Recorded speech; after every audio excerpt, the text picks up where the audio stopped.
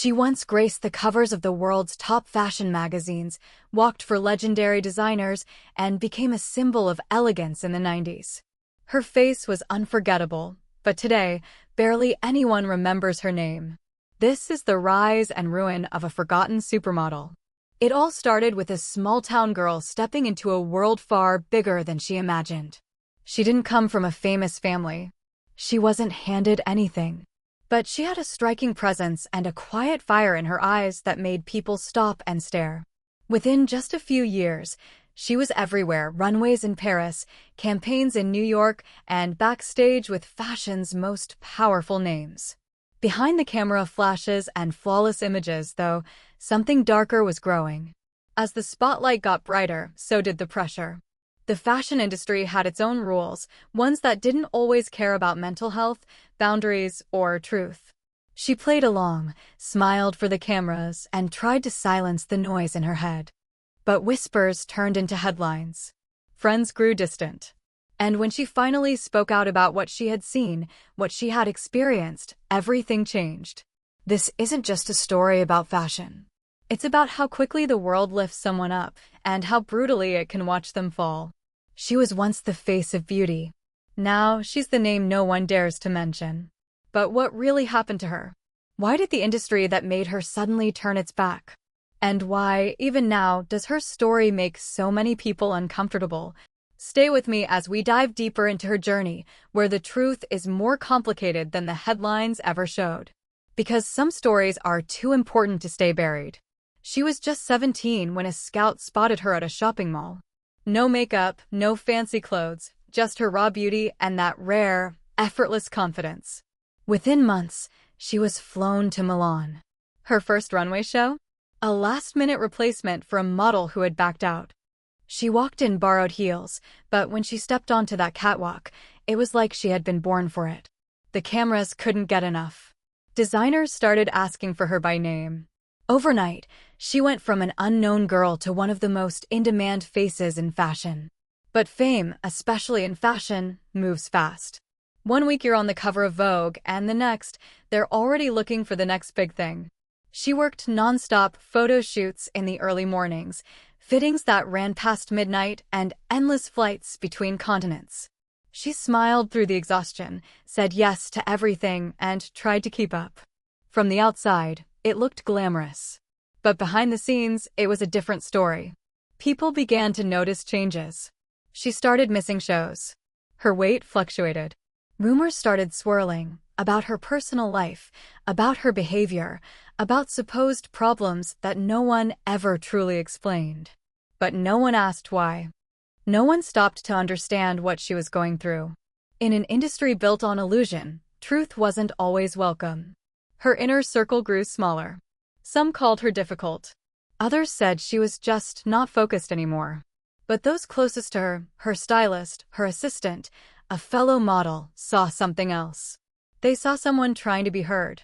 Someone battling silent storms in a world that didn't want to listen. And then, just as suddenly as she had risen, she vanished. One canceled contract turned into 3. Brands pulled back. Her name stopped appearing on casting lists. She disappeared from the spotlight, leaving behind only questions. What caused her downfall? Was it her own choice, or was she pushed out? What really happened behind those closed backstage doors, and why did those who once praised her so loudly fall so silent? The answers are buried in a past the industry doesn't want to talk about. But we will. Her sudden disappearance left the fashion world buzzing with theories. Some insiders claimed she had simply burned out. Others hinted at something darker, alleged breakdowns, conflicts with powerful figures, or even blacklisting. But no one could say for sure. She had gone quiet. No interviews, no statements, no social media posts. For someone once so visible, her silence was deafening. But behind that silence was a storm. In private, she had started to speak up quietly to trusted friends about what she had endured. The impossible beauty standards. The pressure to stay silent when things didn't feel right. The people she was warned not to cross. She told stories that sounded unreal, but those close to her knew they weren't. She wasn't making them up. She was finally trying to make sense of the damage. Her best friend, another model who had walked many of the same runways, later said she didn't leave the industry. The industry left her when she stopped pretending. That's when the whispers began. That she was unstable, difficult, a liability. It was easier for the system to erase her than to face the things she was trying to say. There was one moment, an interview that never aired, where she had finally opened up on camera. The producer who sat across from her described her as fragile but determined. She spoke about the isolation, the pressure, the fear of being replaced, and the way people changed when you stopped being useful to them. The footage was never released. It was said to have been pulled for legal reasons. But it existed. Somewhere. Meanwhile, others in the industry were watching. Some were afraid of being associated with her.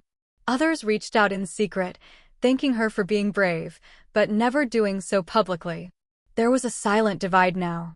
Those who wanted to protect the fashion machine, and those who wanted to see it change. The question that still lingers, what was in that interview that made it too dangerous to air? What truths had she shared that made powerful people so uncomfortable? And most of all, what price did she pay for telling the truth in a world built on image? The fashion world moved on without her, or at least it tried to. New faces filled magazine covers.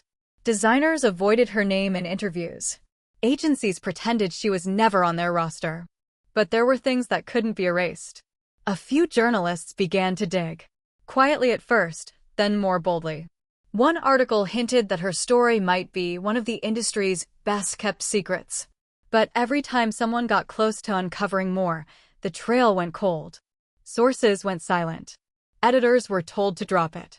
Meanwhile, she had retreated from public life completely. No red carpets. No modeling comebacks.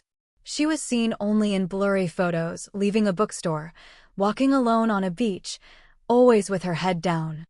But one image, taken by a fan and posted online, sparked a ripple. She was holding a notebook. Scribbled across the cover, "Truth is not a trend." People started asking, was she writing something? A memoir? A tell-all? Behind the scenes, a few major names from her past were getting nervous. If she did release something, it could shatter reputations.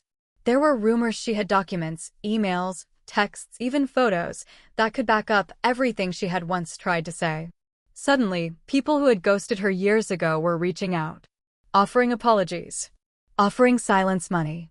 But it was too late for all that. The deeper she went into her own story, the more she realized it wasn't just about her. There were others.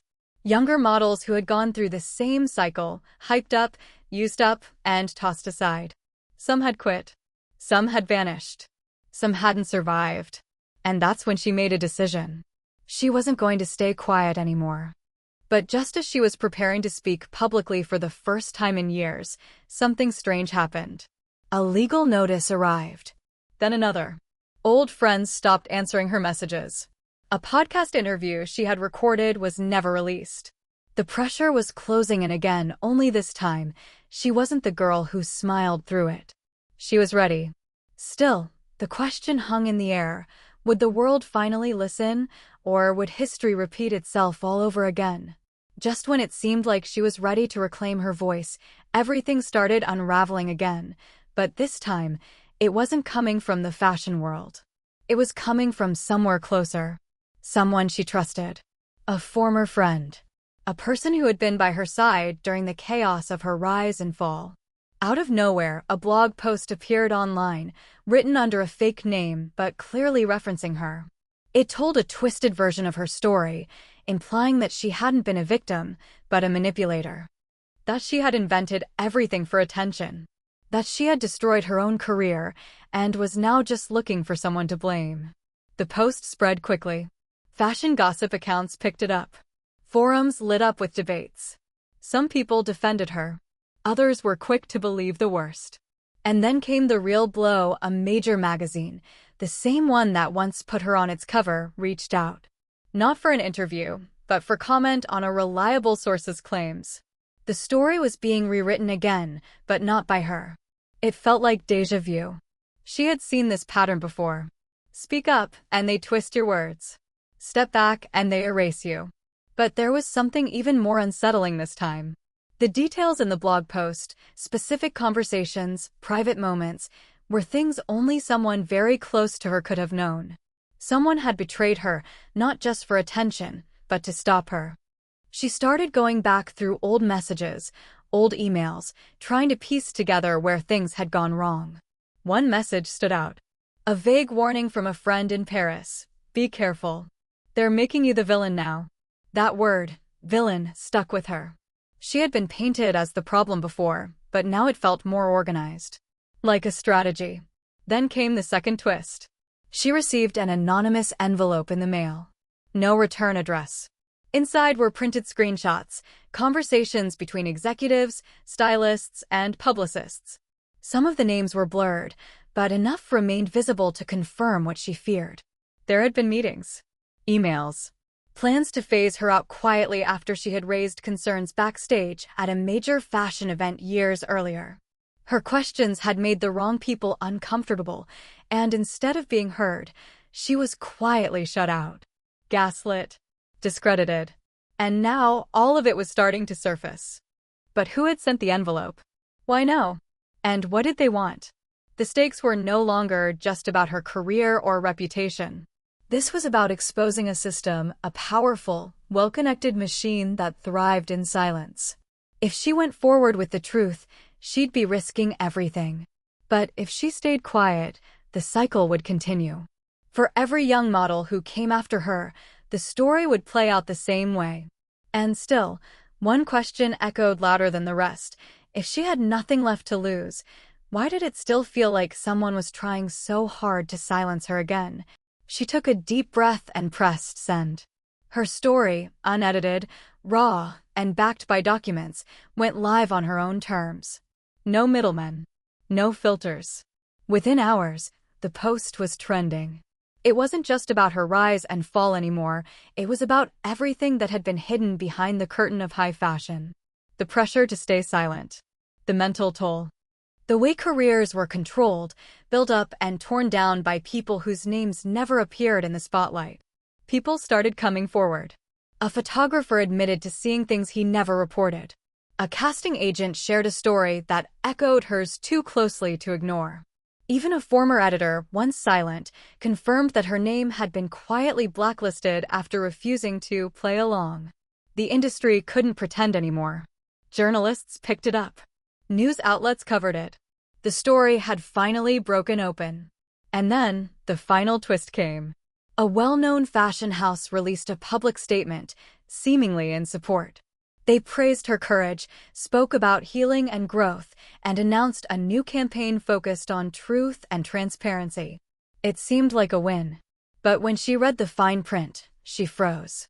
They were using her name, her image, her pain, to rebrand themselves.